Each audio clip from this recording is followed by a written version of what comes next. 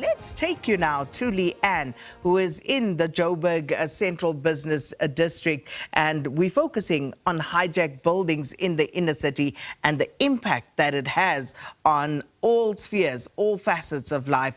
Leanne, good morning.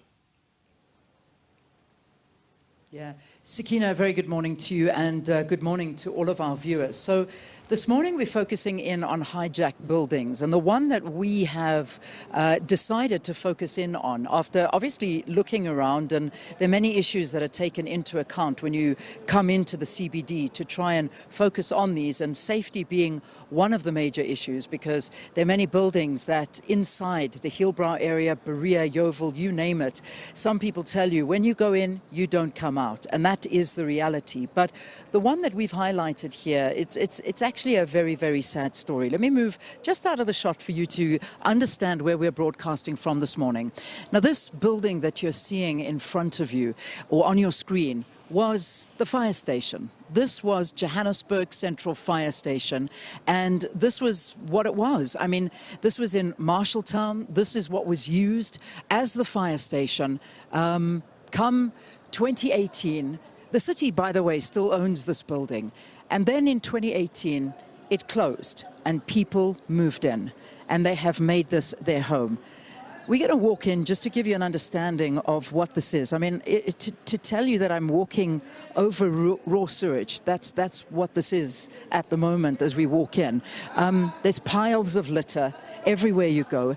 These are some of the residents that stay here. We've been told that there are about 81 units inside this particular building, that this building has the residents living in here. So, you know, you get stories of a lot of the places that have got people that have come in and they demand that they have,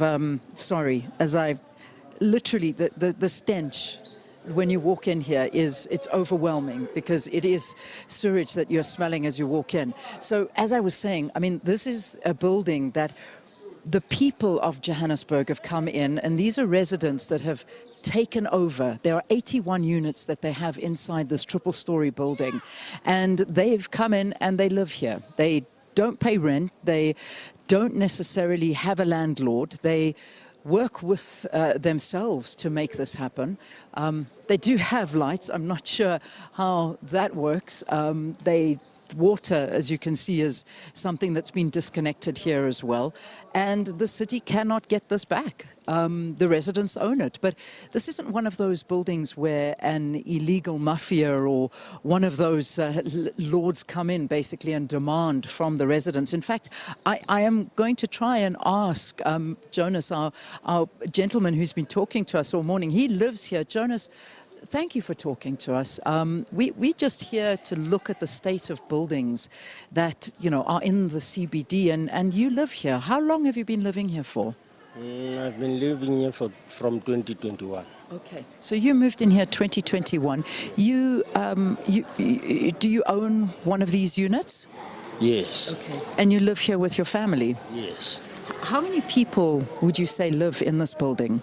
We are about 450 to 500. Okay, so that's 450 to 500 people that live here. Do you have services, lights, water? How does it work here? What is it like? Yeah, we've got electricity, but lights we buy it ourselves. Okay. Yes. When you say you buy it yourself, how do you do that? If one light is broken, we collect from each house. Okay. And buy it. So there is electricity that flows through this building. Yes. What about water and sanitation? Water, they close it. We are using the water from that pipe. Okay. Yes. Do you, just that running water that I'm listening to, so you all get water from there, that water. Do you pay rent to live here? No, we don't pay rent. Okay. And this building is the residence. You haven't got anybody that comes and demands rent from you, and you know, these buildings that get hijacked and then there's stories of mafias coming in and making you pay. Does that happen? No, it doesn't happen. Did they try?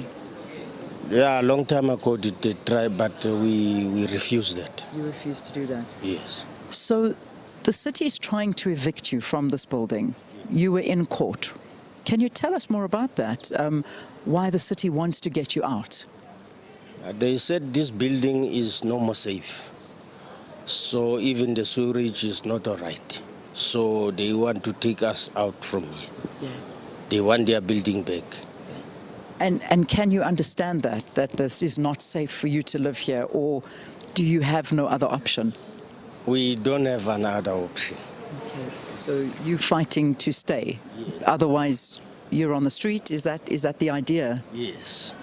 You used to stay in the building because, just to get viewers in perspective, we are about 2 streets away from Usindiso building, and that was the building that was gutted by a fire. It was very similar to the living circumstances here, but you actually lived in that building, Usindiso. You did live there.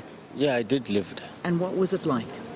That building was very dirty, and criminals was a lot of criminals inside there. Yeah. So that's why I leave that place. Okay. Okay. In here, are there criminals that live here? No. No. No. You feel safe when you stay here? Yes. I want to go back to Usindiso. What is the difference? What was the problem in that building that you saw?